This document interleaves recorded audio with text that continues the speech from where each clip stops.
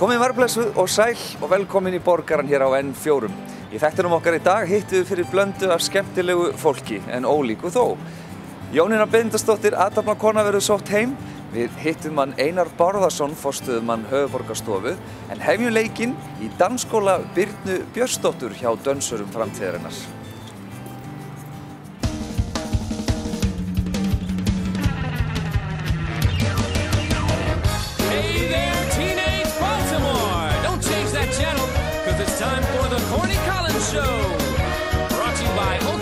Hairspray. Oh, every afternoon when the clock strikes 4, a crazy bunch of kids crash through that door, yeah.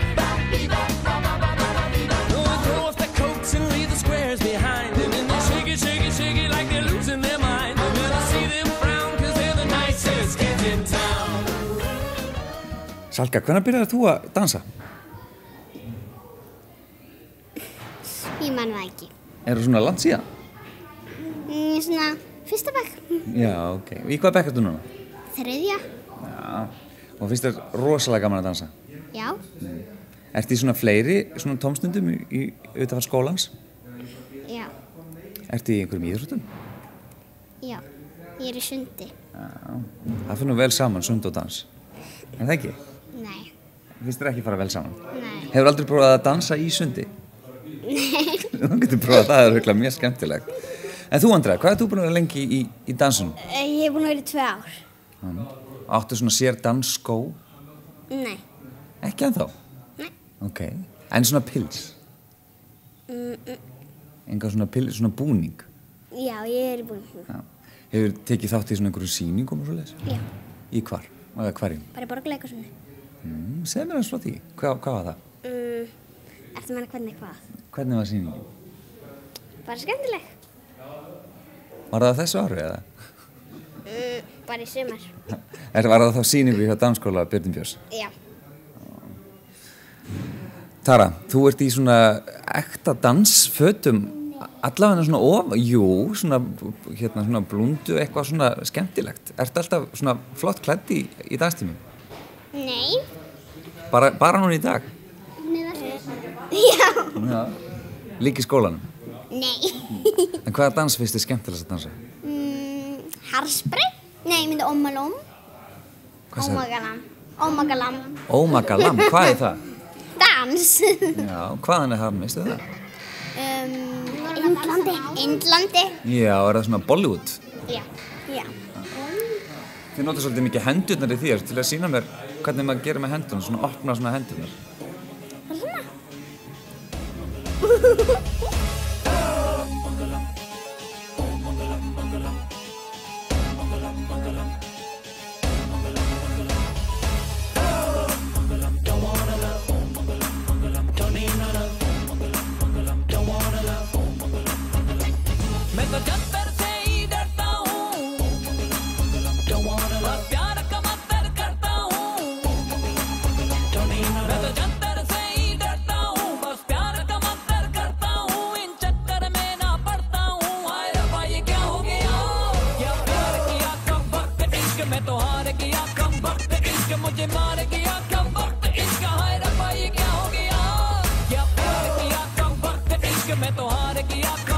Áttu þér einhver uppáhaldsdansara? Já. Hver er það? Ég? Já, þér finnst þú bara að vera best. En þú, Andrea? Hvað? Áttu þér einhvern uppáhaldsdansara, eða kannski Salka líka? Já. Og þú sömuleiðis, Tara? Ég?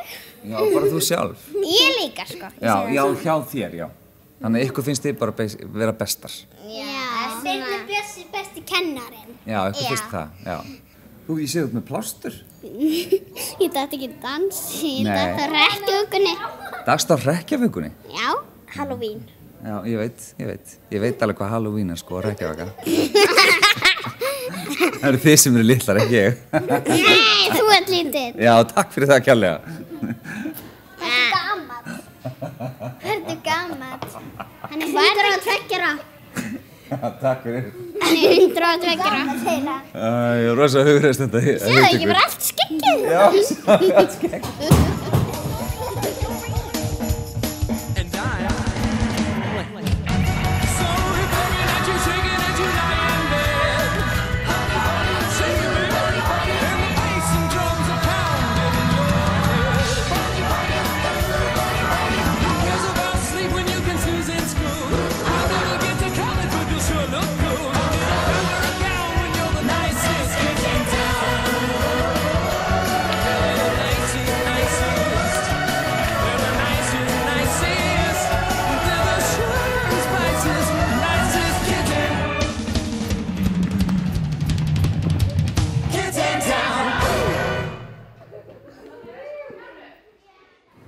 Það verður heilmikill uppgangur í ferðamannabransanum hér á landi eins og allir vita.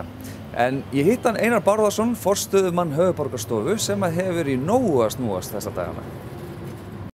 Einar, í svona nokkuð stuttu máli, hvernig myndir þú lýsa starfi forstöðumanns Höfuðborgarstofu?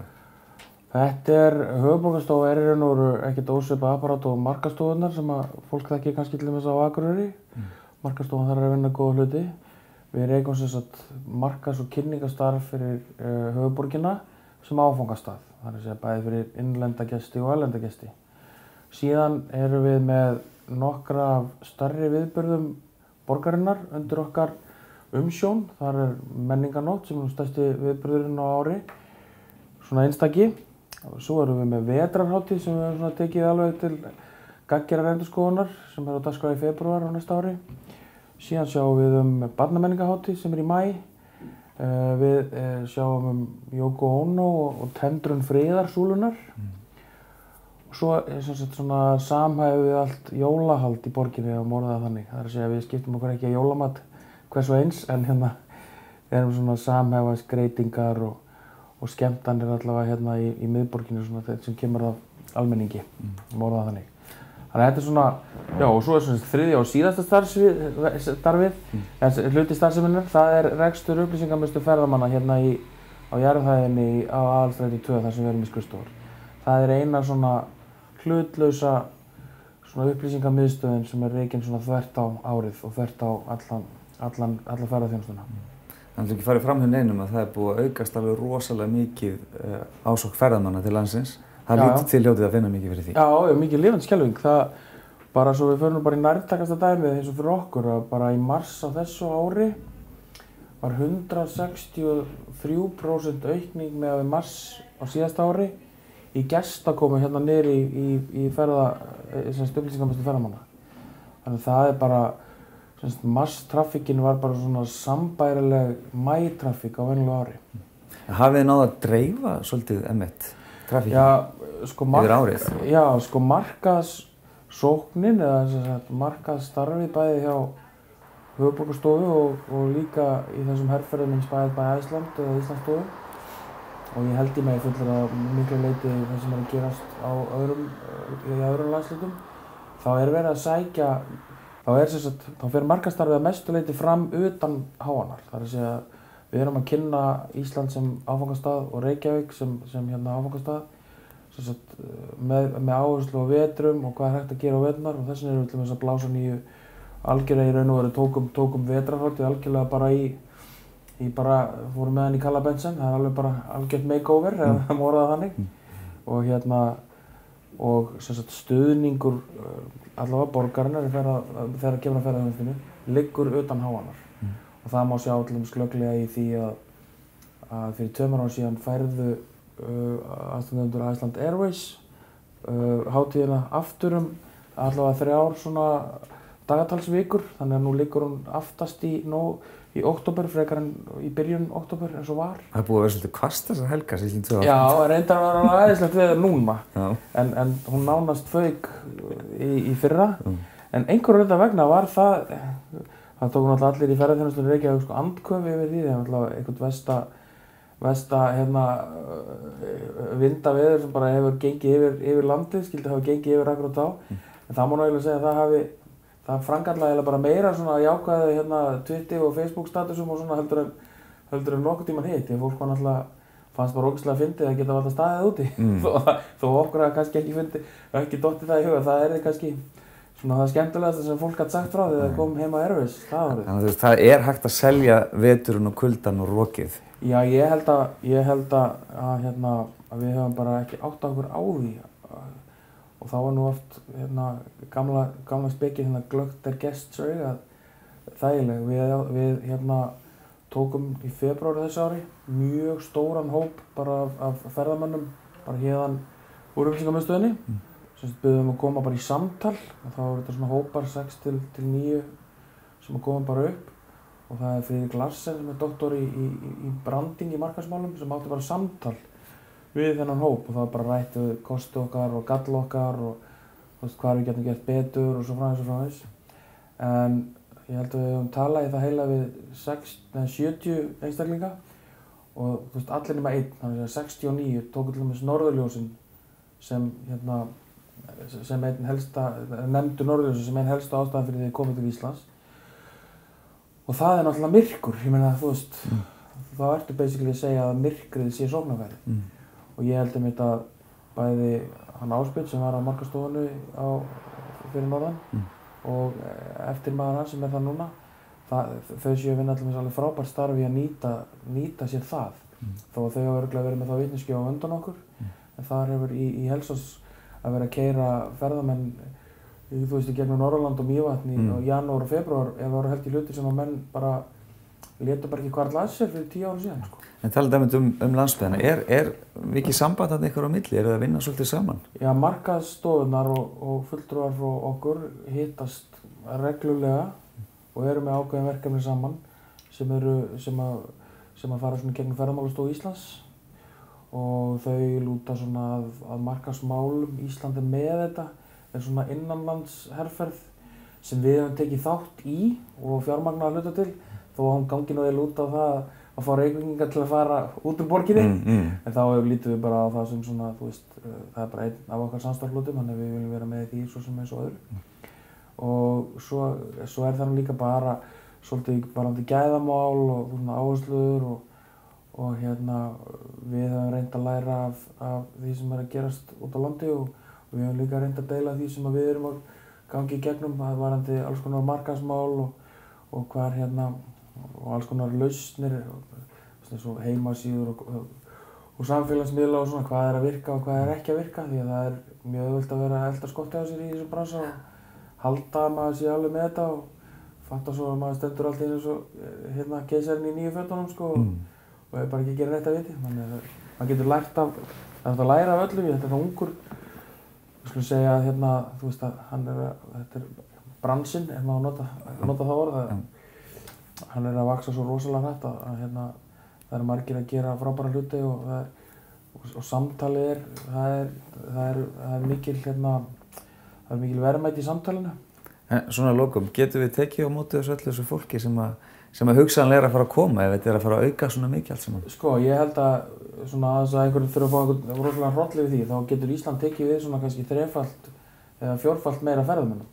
En þú getur það náttúrulega ekki á með að þú gerir þér í gjafi eða tekur ekki gjald af helstu áfangastöðum, þannig að þeim sé sinnt almennilega. Það þarf náttúrulega fyrst og fremst að gæta náttúrunnar og gæta umhverfinu, en annars hættir fólk að koma. Fólk hefur engan áhuga á því að fara að koma til Íslands og skoða klósettrúllur og drullusvað. Það er alveg, þannig að menn halda því á hreinu og eins í innviði borgarinnar og ég held að Akureyringar þekki það að hluta til líka, að það þarf að gæta hlutfallsins á milli samfélagsins og gestanna. Þannig að fólk haldi áfram að meta þessa gesti okkar sem er að skilja eftir fjármagn og er að kaupa þjónustu á veitingastöðum og þar fram eftir götunum. Það bara skiptir öllu máli. Jónínu Benediktsdóttur þarf vart að kynna fyrir nokkrum Íslendingi eða Jónínu Ben. Hún hefur fengist við ýmislegt ævina, ýmislegt mjög skemmtilegt og er núna að fást við detox eins og allir vita og kenna fólki að fasta. Ég settist niður með Jónínu á dögunum og við ræddum feril hennar í heilsubransanum. Hvar byrjaði þetta allt saman, Jónína? Ég byrjaði íþróttafræðina við McGill-háskólann í Kanada og útskrifast þaðan 1981.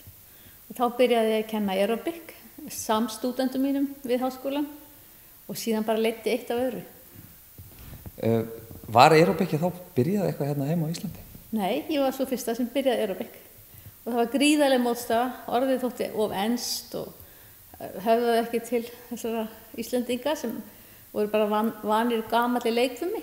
En í sjálfu sér aerobik þýðir bara loftháð þjálfun, það þýðir að við erum í úthaldsæfingu. Þannig að ég byrjaði orðið aerobik. Og þú fórst að stunda leikum í útvarpi? Já, það var aldrei merkilegt. Ég var nýkomin heim á námi og þegar maður er búin að vera 7 ár í Ameríku þá breytist maður talsvert og ég gekk alltaf í þröngum kjól og háum hælum. Það breytist nú sem betur fer, en ég mæti upp í Ríkisútvarp til Stefáns Jóns Hafsteins sem var að ráða í staðinn fyrir Valdimar Örnólfsson. Mæti þar alveg upp, dríluð í háum hælum og það var svona svolítið svo bara í bíómynd. Og hann féll fyrir mér, kallinn, og réði mig og ég hafði í raun og veru engan aðlögunar tíma, mér var bara hent inn í stúdíó og ég mætti mér þess að í hælunum og í kjólnum í fyrsta tíman og Valdimar Örnólfsson, sá snillingur, hann hafði verið þarna í 50 ár undan mér og það var allt vitlaust, ég setti bara svona Ann Murray á fóninn og byrjaði bara að telja og tala eitthvað til loftið. En þú hefur verið svona Jane Fonda? Já, ég var náttúrulega svo fyrsta sem byrjaði með þetta. En þetta var rosalega skemmtilegt og síðan náttúrulega slípaðist svona af mér mestur lætin og ég fór að ímynda mér að fólk væri í raun og veru að gera þetta heima. En fórstu síðan út á örkina og fórstu að kenna leikfimi? Já, ég kenndi leikfimi í Reykjaskóla og Breiðholtsskóla, var með sérkennslu þar. Ég hef mjög gaman að kenna börnum með sérþarfir. Svo vann ég við Kennaraháskólan, æfingadeildina í 2 ár. En þar sem ég er svo mikill eyðslupúki og launin svo lág í kennarastöð, þá var ég að reyna að finna mér einhvern aukapening og tók að mér að vera framkvæmdastjóri í æfingastöðinni Engihjalla. Það var í raun og veru stærsta stöðin á þeim tíma. Og þarna var þetta allt saman að byrja hérna heima, þetta æði? Það var svo gaman, það var alveg hryllilega gaman. Við vorum með leikfimi út á götu, það birtist í mokkanum mynda fullt af fólki í einhverjum svona tights og í aeróbík brjálsum út á götu. Svo fórstu yfir ég reka náttúrulega þín eigin stöð? Já, ég hjálpaði Bjössi World-Class að setja upp World-Class, en síðan fórum við Ágústa Jónsson stofnum stúdíó Jónínu Ágústu, fyrst í Borgartúninu, svo fórum við í Skeifuna og það var bara ótrúlegt, það var troðið út af dyrum í alla tíma. Ágústa Jónsson nú ennþá í þessum bransa með líkamsræktarstöð, þið voru að vinna hérna saman. Hvernig var þessi tími? Sko, þetta efni margar skáldsögur, því að við vorum bókstaflega í vinnunni allan sólarhringinn. Við kenndum, vorum sér svona kannski 6 aeróbíktíma á dag, svo sáum við markaðsmálin og fjármálin og síðan vorum við að byggja, við áttum ekki krónu þegar við byrjuðum að byggja stúdíóið. Það var indæll maður í húsasmiðuna sem lánaði okkur fyrir öllu, þannig við gátum síðan greitt honum upp. Þessi ár, við vorum með endalauspartí og dansleiki og það voru kvöldvökur og við settum heilsuræktun. Var mikið sukka bara með heilsuræktinu? Mikið sukk, mjög mikið sukk og mikið borðað óhollastu, ég kannski má ekki segja það, en við á kvöldin vorum við alltaf duglegar við lakkrískonfekti sko, en svo breyttum við þessu og hættum í því sukkinu sko. En svo náttúrulega fórstu yfir í sjálfur rekstur eins og Planet Pulse og það gekk nú ekki alveg eins og ætlaðir. Áttu þetta ekki að vera skemmtilegt? Jú. Eins og að tala um eitthvað leiðilegt. Nei, síðan gerist það að fyrrverandi maðurinn minn verður að fara til Svíþjóðar sko, hann er æðaskurlæknir og fer þangað í framhaldsnám og ég sel minn hluta í stúdíunni til Hrafs, fyrrverandi mannsins Ágústu. Og ég flytt til Helsingborgar með manninu mínum og byrja þar í raun og veru með 3 börn, tungumál sem ég skildi ekkert í, að reka heilsuræktarstöð sem var gjaldþrota og svo síðan kaupi ég upp þrotabúið og stækka stöðuna, 4-falda stærðina, flytt í nýtt húsnæði og gerði þá stöð bara stórveldi. Stöðin heitir Aktiverum og er enn rekin í dag.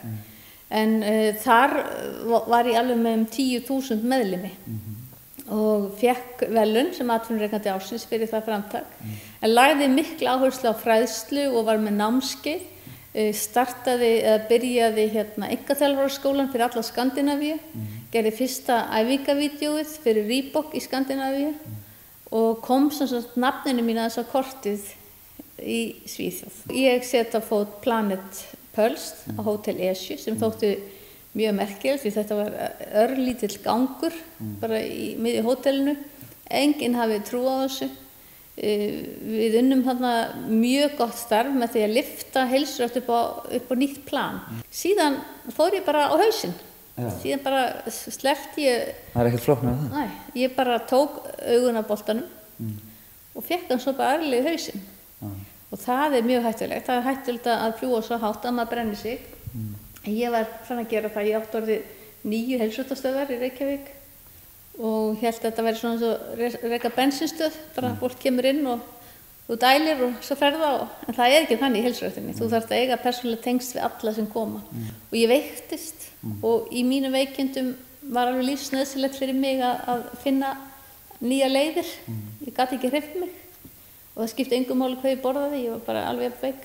En hvernig dastu niður á það að allt fara að fasta eða fara í detox? Já, það er góð spurning. Í raun og veru var ég bara komin á það stað í lífinu að það eina sem hjálpaði mér var bara að fara á hnén og biðja. Og sem betur fyrir hef ég alltaf verið trúið. Og ég gat beðið og ég bað hjálp. Ég bað að Guð kæmi inn í lífið mitt og sýndi mér leið. Ég var fann að drekka allt of mikið og lífið mitt var bara allt í mólum, sko. Þannig að það sem gerir síðan er það að ég hitti konu sem hafði verið í leikum hjá mér og var búin að vera mjög veik. Og ég sé hana og mér fannst hún bara að vera eins og ný. Og ég segi við hana, Þórey, hvað gerðist? Og þá sagðist hún að farið inn á netið og googlað detox, af því hún fyndi það að hún þyrfti einhvers svona hreinsun. Og þá finnur hún þetta hótel í Pólandi. Og hún segi mér frá því, sendi mér adressun á því og sem svona lýsi mér mínum hæfileikum og eiginleikum er það að ég er ekki sá sem gefst upp eða svo sem gefst upp. Og ég bara átti engan pening, fyrir til Pólland samt. Ég man ekki ennþá hver borgaði flugið fyrir mig. Ég hef örugglega platað einhvern veginn það. Nema að ég er alltaf komin hana til Póllands og eftir svona 3 detox meðferðir þá var ég bara rosalega fín, sko. En alveg eins og líka mér leitar alltaf í jafnvægi, þá leitar hugurinn okkar oft í ójafnvægi. Og minn hugur er svolítið þar. Ég er svona svolítið sukkar af Guðsnáð. Sem betur fer búum við í samfélagi þar sem er gott fólk og það var fólk sem sá hvert stemdi og hjálpaði mér. Og ég get eiginlega ekki tala um þetta, sko. Ekki tala. Já. En sko þetta var ekki leiðarendin, ég er ekki búin. Og ég er að launa tilbaka. Og þetta náttúrulega hefur hlotið líka mikla gagnrýni, þessi starfsemi og detox yfir höfuð. Það er ekki allir sem hafa trúað því. En þú vilt meina það að þetta sé allra meina bóta að fara og fasta aðeins? Já, það er að koma rannsóknir núna fram sem sanna það. Að dýr sem fá færri hitaeiningar og eru látin fasta, þau lifa allt upp undir 40% lengur en dýr sem fá að borða hvað sem þau vilja. Og það eru líka rannsóknir sem eru að sýna fram á það að lífsstílssjúkdómar að þeir reynt og beint læknast eða leita jafnvægis með festum. Þú ert búin að kynnast, eins og segir, náttúrulega mikið af góðu fólki í tengslu við detoxi. Þar á meðal manninn. Já, hann bara mesta gjöfin fyrir þetta börnin, sko. Og það er svolítið merkilegt að við Gunnar vorum búin að þekkjast í 7 ár í föstu áður en verðum ástfangin. En ef einhver hefði sagt þig fyrir 7 árum síðan, já, Jóna mín, þú ert eftir að giftast Gunnari Krossinum, hvað hefur þið sagt? Ég held að maðurinn væri bilaður, sko. Hvað breyttist? Ég kynntist Gunnari Krossinum. Og ég er nefnilega svo heppin að þekkja Gunnari Krossinum. Og hann þekkir Jónínu Ben. Þannig að það er ekki eins og við sem að lesa devaf þegar við lesum hvort annað eða upplifa einhverja kjaftasögur. Ég bara veit að það er ekki bara til betri manneskja, sko. Og fyrir mig er hann alveg einstaklega góður. Af því að hann kemur með það inn í líf mitt sem mig vantaði alltaf. Þú hafði trúna fyrir, þú sagði það. Já, ég fór í trúboð löngu undan honum. Og það er fólk virðist gleyma því. Ég var bahai og ég stundaði trúboð í mörg ár. Alveg frá því ég var unglingur. En svo passaði ekki bahai-trúin djamlífinu. Og ég bara setti Guð á hold, en þá enda maður bara til skurði. Og þessum nótum ljúkum við þættinum okkar þessa vikuna á þessum skítkalda nóvemberdegi, verði bara að segja. En við hittist aftur á miðvikudaginn klukkan 6:30. Þið getið haft samband við mig í gegnum vefpóstinn okkar borgarnet n4.is þangað til. Hafið það gott!